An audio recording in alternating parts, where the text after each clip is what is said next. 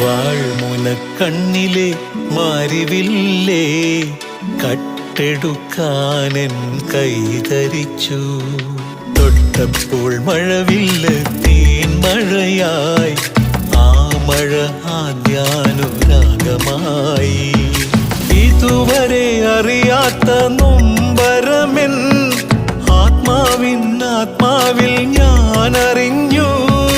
അരുവിയായി പല വഴി അലഞ്ഞതെല്ലാം അഴകേ നിന്നരികിലേക്കായിരുന്നു. വാൾമുനക്കണ്ണിലെ മാരിവില്ലേ കട്ടെടുക്കാനെൻ കൈതരിച്ചു.